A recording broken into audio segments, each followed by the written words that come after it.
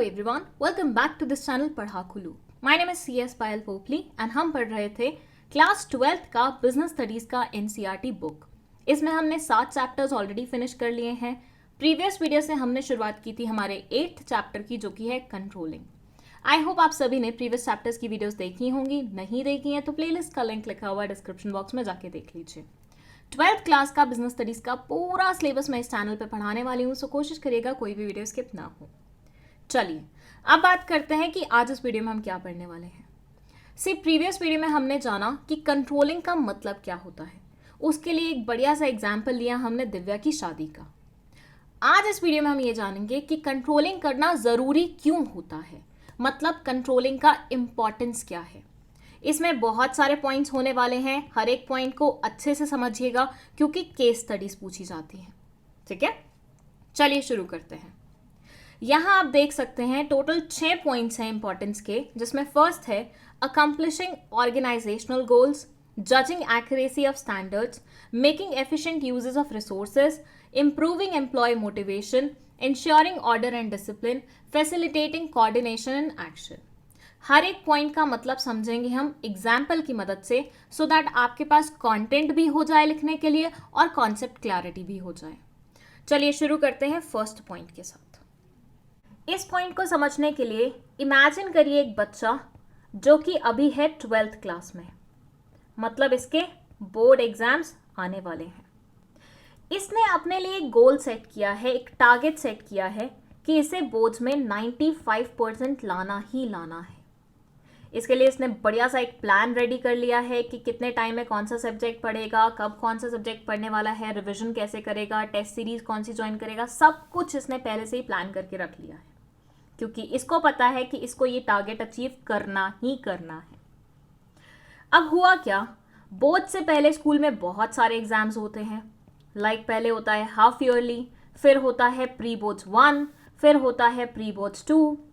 तो half yearly में इसने स्कोर किया 70%।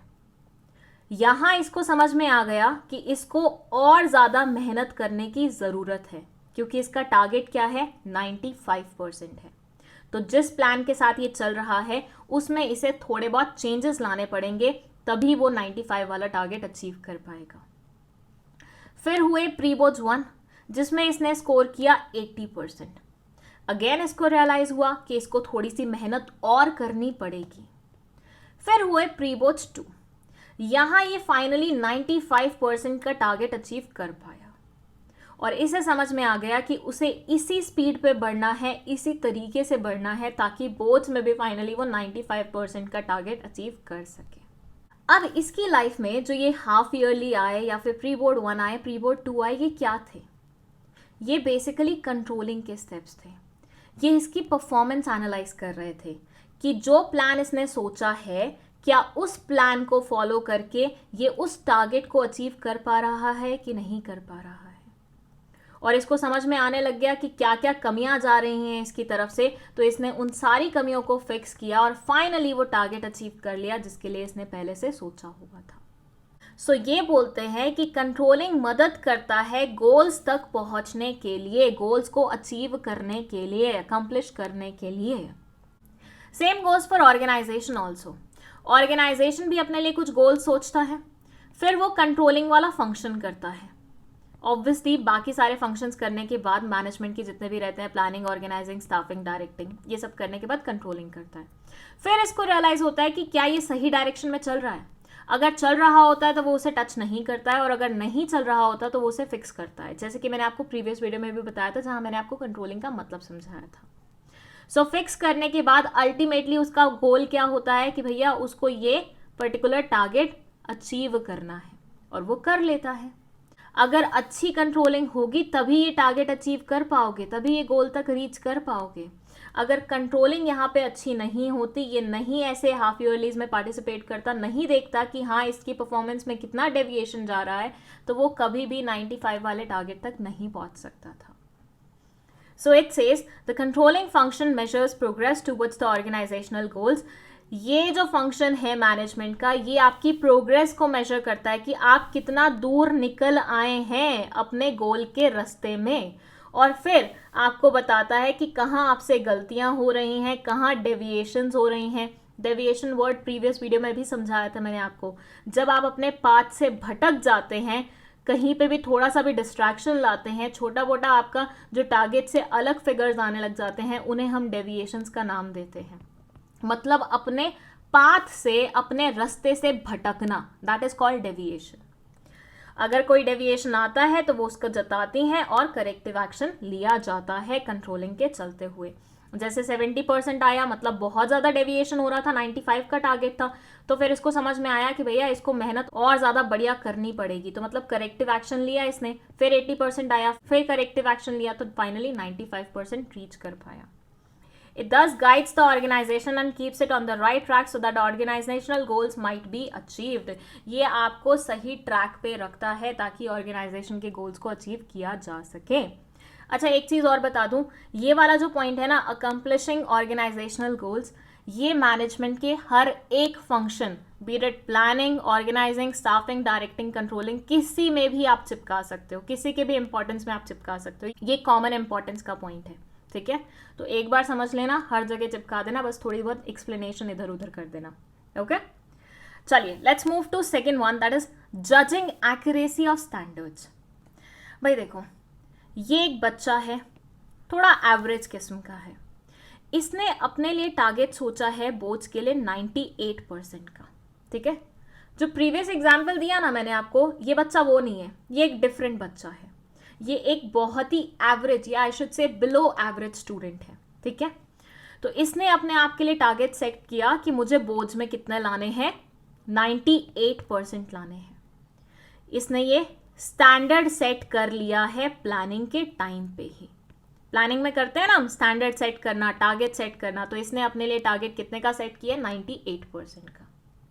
अगेन ये बच्चा भी बैठा हाफ ईयरली में, इसके हाफ ईयरली में मेहनत करने के बावजूद सिर्फ 38% आए। तो इसको समझ में आया कि इसको और मेहनत करनी पड़ेगी। फिर इसने जी तोड़ लगा के प्री बोर्ड्स में और ज्यादा मेहनत करके पेपर दिए, तो इसके आए 50%। इसको समझ में आ गया कि इसे और मेहनत करनी पड़ेगी। फिर इसने बहुत ज्यादा और बहुत, मतलब अपना 200% देके प्री बोर्ड्स 2 को फेस किया, और इसमें आए इसके 60%। यहां इस चीज पे गौर कीजिएगा कि ये अपना बेस्ट से बेस्ट देने की कोशिश कर रहा है, मतलब अपनी तरफ से बिल्कुल भी नहीं चूक रहा। फिर भी इसकी परसेंटेज कितनी आ रही है, सिर्फ 60%। मतलब ये और भी ज्यादा मेहनत करेगा तो हार्डली 70 तक पहुंच पाएगा। बट टारगेट इसने कितने का सेट कर रखा है, 98% का। ये तो बहुत नाइंसाफी हो गई ना भाई। तुम्हें पता है कि तुम्हारे बस की कितनी बात है, फिर भी तुम ऊपर ऊपर ऊपर का सोचे जा रहे हो। तुम्हें पता है तुम सिर्फ 70% ला सकते हो, इतना तुम्हारे बस में है, लेकिन तुमने टारगेट सेट किया है 98% का। ये तो गलत है ना। तो यहां आपको समझ में आ जाता है कि आपने टारगेट सही सेट किए हैं कि नहीं किए हैं। आपने जो स्टैंडर्ड सेट किए हैं, क्या वो एक्यूरेट हैं कि नहीं है। अगर आप 98% का टारगेट सेट कर रहे हो और आपको पता है कि 70% के आगे बढ़ ही नहीं पा रहे हो, तो मतलब आपने स्टैंडर्ड गलत सेट करके रखा हुआ है। ये आपको कैसे पता चला कि आपने स्टैंडर्ड गलत सेट करके रखा हुआ है, कंट्रोलिंग करके। एग्जाम्स दिए, डेविएशन देखी, देखा करेक्टिव एक्शन लेने के बावजूद भी क्या सही हो पा रहा है क्या नहीं हो पा रहा, उसके बावजूद भी सिर्फ 70% ही आ पा रहा था। दैट मीन्स आपने स्टैंडर्ड्स बहुत गलत सेट किए हुए हैं। सो ये बोलते हैं कि कहीं ना कहीं प्लानिंग के टाइम पे जो स्टैंडर्ड्स आप सेट करते हैं या जो टारगेट्स आप सेट करते हैं, उनकी एक्यूरेसी भी जज हो जाती है कंट्रोलिंग के चलते हुए, क्योंकि कंट्रोलिंग ये प्रूव कर देता है कि आप कितने पानी में हैं। और एक बार प्रूव हो जाता है कि आप कितने पानी में हैं, तो ऑब्वियसली वहां से स्टैंडर्ड्स की एक्यूरेसी तो पता चल ही जाएगी। So it says a good control system enables management to verify whether the standards set are accurate and objective. जितने भी स्टैंडर्ड आपने सेट किए हैं, क्या वो एक्यूरेट है कि नहीं है, उसके बारे में पता चल जाता है एक अच्छे कंट्रोल सिस्टम के चलते हुए। चलो let's move to the next one, that is making efficient use of resources. Imagine करो अगेन 12th क्लास का ये स्टूडेंट है जिसके बोर्ड एग्जाम्स आने वाले हैं। व्हाट डू यू थिंक इसके लिए सबसे बढ़िया रिसोर्स क्या होगा, जो कि लिमिटेड भी है और सबसे ज्यादा काम का भी है? टाइम। ये टाइम्स कोचिंग के बारे में बात नहीं कर रही मैं, वक्त के बारे में बात कर रही हूँ। 12th क्लास जिसने देनी है, 12th बोर्ड्स जिसने देने हैं, उसके लिए अभी सबसे बड़ा रिसोर्स टाइम है, जिसको जितना एफिशिएंटली इस्तेमाल कर लिया उतना बढ़िया रिजल्ट आ पाएगा। लेकिन 12th क्लास वाले स्टूडेंट्स क्या करते हैं, ये पेपर के एक दिन पहले इंस्टाग्राम पे बैठ के रील्स चलाते हैं, मस्त देखते हैं क्या रील्स चल रही हैं और फिर एक दूसरे को फॉरवर्ड भी करते हैं ताकि अपना टाइम तो वेस्ट हुआ ही हुआ है, दोस्तों का भी कर दो। कई बार तो मेरे साथ भी ऐसा हुआ है कि बोर्ड एग्जाम के एक दिन पहले बच्चा रात को 2 बजे इंस्टाग्राम पे मुझे डीएम कर रहा है कि मैम कल मेरा एग्जाम है, ऑल द बेस्ट बोल दो। मुझे ऐसा लगता है कि तुम इंस्टाग्राम पे रील्स देखते हुए मुझे टेक्स्ट कर रहे हो कि मेरा एग्जाम है, इससे बढ़िया पढ़ाई कर लो बेटा। ये बच्चे क्या कर रहे होते हैं, ये अपने सबसे बड़े रिसोर्स को वेस्ट कर रहे होते हैं। बट वहीं पे अगर इनकी मॉम या इनके डैड या इनके एल्डर सिबलिंग्स इनके सर पे बैठ जाए, मतलब हर 10 मिनट में, हर 15 मिनट में इनके कमरे में झांकें, इनका फ़ोन इनसे ले लें, प्रॉपर नज़र रखें कि ये ढंग से काम कर रहे हैं कि नहीं कर रहे हैं, तो ऐसे में क्या ये इस प्रकार से अपना टाइम वेस्ट कर पाएंगे? आंसर है नहीं। तो इनका जो सबसे इंपॉर्टेंट रिसोर्स है वो मिस यूटिलाइज नहीं होगा, वो वेस्ट नहीं होगा। बस यही तो करता है कंट्रोलिंग। कंट्रोलिंग हमेशा मॉनिटरिंग करता है कि भैया सामने वाला इंसान रिसोर्सेज का गलत इस्तेमाल तो नहीं कर रहा, रिसोर्सेज को वेस्ट तो नहीं कर रहा। और जहां उनको लगता है कि रिसोर्स वेस्ट हो रहा है, वहां जैसे पापा आपकी कनपट्टी पे आके एक जोरदार आपको चिपकाते हैं, वैसे ही मैनेजर भी करता है ऑर्गेनाइजेशन में। बस वो चिपकाता नहीं है, सुना देता है। सो बेसिकली कंट्रोलिंग से कहीं ना कहीं हम हमारे रिसोर्सेज को वेस्ट होने से बचा लेते हैं और उनका एफिशिएंट यूज कर पाते हैं। जैसे पापा ने टारगेट सेट कर दिया कि आधे घंटे बाद मैं तेरे रूम में आऊंगा, मैं तुझसे क्वेश्चन पूछूंगा, मुझे आंसर बताइयो। अब उस आधे घंटे को आप इतने बढ़िया तरीके से यूटिलाइज करोगे, सब कुछ अच्छे से पढ़ दोगे, क्योंकि आपको पता है आधे घंटे बाद पापा टेस्ट लेने वाले हैं। तो आपने क्या किया, आपने समय का एफिशिएंट यूज किया। वैसे यहां पे रिसोर्स सिर्फ टाइम ही नहीं है, ऑर्गेनाइजेशन में रिसोर्सेज में कुछ भी आ सकता है। रॉ मटेरियल्स आ सकते हैं, मशीनरी आ सकती है, टाइम आ सकता है, लेबर आ सकता है, कुछ भी आ सकता है। बट हर एक रिसोर्स को मिस यूटिलाइज होने से रोकना, उसका एफिशिएंट यूटिलाइजेशन होने देना एंड उसका बिल्कुल भी वेस्टेज ना हो, ये इंश्योर करने का काम होता है कंट्रोलिंग का। ये बोलते हैं by exercising control a manager seeks to reduce wastage and spoilage of resources. एक अच्छा कंट्रोल सिस्टम एक्सरसाइज करके मैनेजर वेस्टेज को रिड्यूस करता है और रिसोर्सेज की स्पॉइलेज को रोकता है। नेक्स्ट है इंप्रूविंग एम्प्लॉय मोटिवेशन। भाई देखो, हर बच्चे को पता होता है कि उसकी कैपेसिटी क्या है, ठीक है। हर बच्चे को क्या होता है, पता होता है कि उसकी कैपेसिटी क्या है और उससे क्या एक्सपेक्ट किया जा रहा है। जैसे मेरे घर में मेरी मम्मी ने हमेशा से मेक श्योर किया हुआ था कि मेरे दिमाग में रहे कि वो मुझसे क्या एक्सपेक्ट करती हैं, क्योंकि उन्हें पता है मेरी कैपेबिलिटी उतनी है। ऐसा नहीं है कि बहुत अनशन डिमांड्स है मुझसे, नहीं, उनको पता है मैं इतना अचीव कर सकती हूँ, तो उन्होंने पहले से ही मुझे टारगेट्स दे के रखे हुए हैं कि बेटा तुझे ये अचीव करना है, ये अचीव करना है, ये अचीव करना है। अब जब मुझे पता है कि मेरे टारगेट्स क्या हैं, मुझे क्या अचीव करना है, कहाँ तक पहुँचना है, पहले से ही एडवांस में ही, तो मेरा पूरा फोकस कहाँ होगा, उस टारगेट पे होगा। बचपन में व्हाट डू यू थिंक क्यों हमसे बार बार वो ऐसे लिखवाया जाता था, what's your aim in life, ताकि आपको पता रहे कि आप क्या बनना चाहते हैं लाइफ में हमेशा से, सो दैट आपके सारे के सारे एफर्ट्स उसी डायरेक्शन में क्या हो, इम्प्लीमेंटेड हो।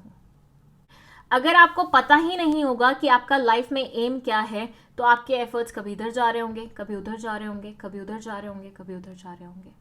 सो जब आपको पता होता है कि आपका टारगेट क्या है, आपको क्या अचीव करना है, तो आप हमेशा मोटिवेटेड रहते हो और आपके सारे के सारे एफर्ट्स उसी डायरेक्शन में डायरेक्टेड रहते हैं। सो मम्मी ने जैसे मुझे टारगेट्स दिए हुए थे तो उन टारगेट्स को मैंने दिमाग में रखा हुआ था और मेरी सारे के सारे एफर्ट्स उन टारगेट्स के अकॉर्डिंग ही होते थे। चलो, तो ये बोलते हैं a good control system ensures that the employees know well in advance what they are expected to do and what are the standards of performance on the basis of which they will be appraised.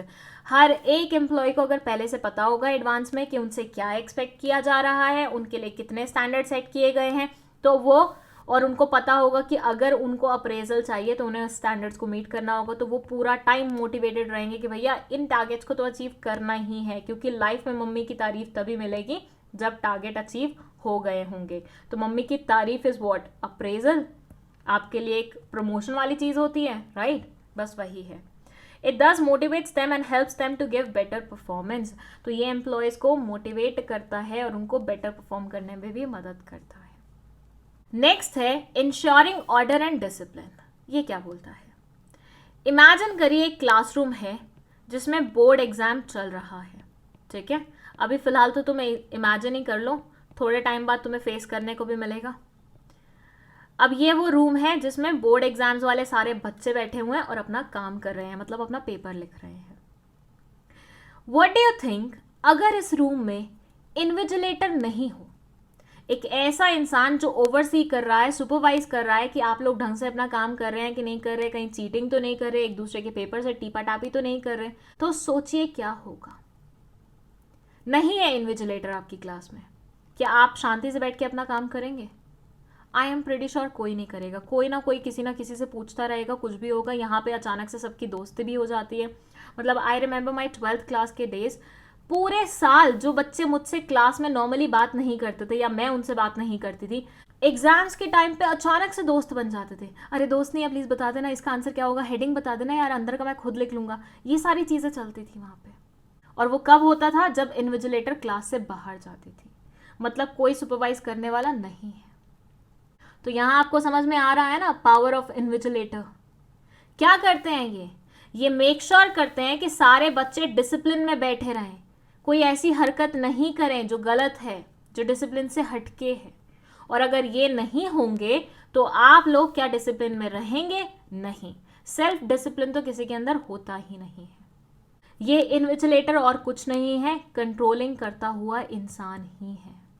Controlling करते हुए इंसान को monitoring करनी ही पड़ती है, और monitoring में आप ये इंश्योर करते हो कि हर एक चीज़ ऑर्डर में चले और डिसिप्लिन मेंटेन रहे। जब आपको पता होता है ना आपके सर पे कोई बैठा हुआ है, चाहे वो घर की बात हो या फिर क्लासरूम की बात हो, तो आप हमेशा थोड़ा सा शरीफ बन के ही रहते हैं।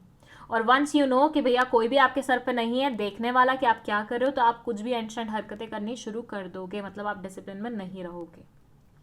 So it says, controlling creates an atmosphere of order and discipline in the organization. It helps to minimize dishonest behavior on the part of employee by keeping a close check on their activities. Employees dishonest behavior नहीं करते हैं क्योंकि उनको पता होता है कि उनकी एक्टिविटीज को चेक करने के लिए ऊपर वाला बैठा है। इट्स लाइक ऊपर वाला सब देख रहा है। आपके ऊपर एक सीसीटीवी लगा हुआ है जो हमेशा आपको 24/7 रिकॉर्ड कर रहा है कि आप कुछ गलत हरकत तो नहीं कर रहे हो। नेक्स्ट और लास्ट है फैसिलिटेटिंग कोऑर्डिनेशन इन एक्शन। भाई देखो, हर एक डिपार्टमेंट को पता है कि क्या टारगेट्स उन्हें अचीव करने हैं।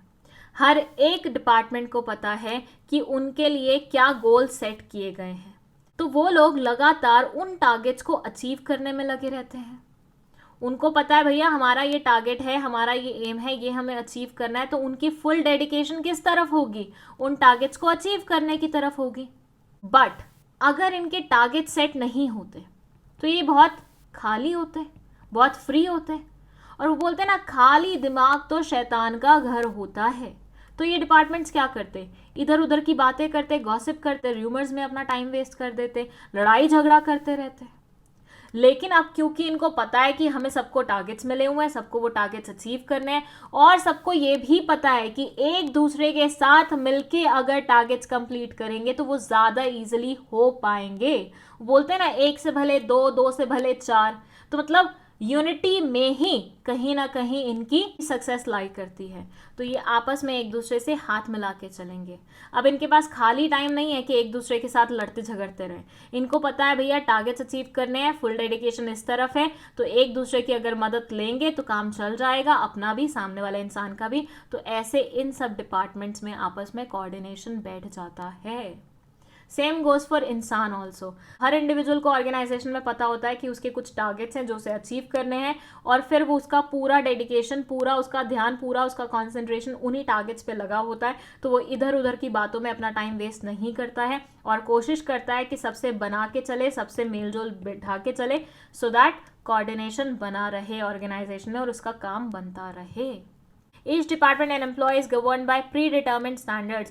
हर एक डिपार्टमेंट और एम्प्लॉय प्रीडिटर्मिन्ड स्टैंडर्ड से गवर्न रहता है। सबको पता होता है कि उनसे इतना एक्सपेक्ट किया जा रहा है, उनके डिपार्टमेंट से इतना एक्सपेक्ट किया जा रहा है, तो उनका फुल कॉन्सेंट्रेशन उसी चीज़ पे होता है और वो कोशिश करते हैं कि मिलजुल के वो आगे अपनी नैया पार लगा लें।